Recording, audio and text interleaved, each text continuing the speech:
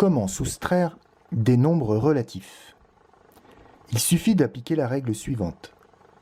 Soustraire un nombre revient à ajouter son opposé. Par exemple, soustraire 1 au nombre 50 revient à ajouter son opposé, c'est-à-dire ajouter moins 1, ce qui donne bien 49. Cette règle permet de faire des calculs un petit peu plus compliqués.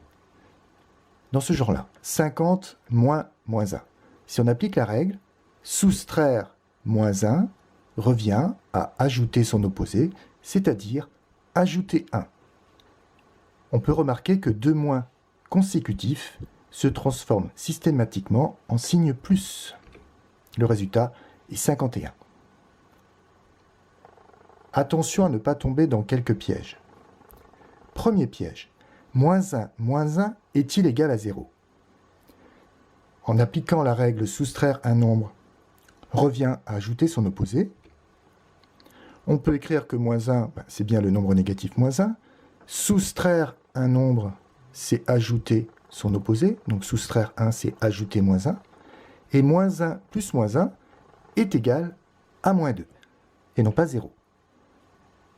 Rappelons que pour additionner deux nombres négatifs, on peut prendre des exemples concrets. Par exemple, dépenser 1 euro et dépenser 1 euro, c'est dépenser 2 euros. Ou retirer 1 et retirer 1 revient à retirer 2. Deuxième piège. 1 moins 8 est-il égal à 7? Eh bien non, c'est 8 moins 1 qui est égal à 7. Nous allons appliquer la règle. 1 est le nombre positif plus 1. Soustraire 8 revient à ajouter son opposé, moins 8. Dans cette addition, les signes sont contraires. Il s'agit du moins qui l'emporte, puisque moins 8 a une plus grande distance à 0 que plus 1. Et quand les signes sont contraires, on soustrait les parties numériques. On trouve donc moins 7. Pour aller plus vite, lorsque vous avez un nombre plus petit dans une différence en premier, le résultat est forcément négatif. Donc pour trouver rapidement moins 7, on calcule 8 moins 1 et on écrit l'opposé, moins 7.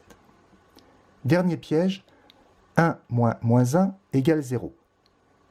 Eh bien non, si on applique la règle, soustraire moins 1 revient à ajouter 1. On avait vu tout à l'heure que deux moins consécutifs se transforment en signe plus. Le résultat est donc 2.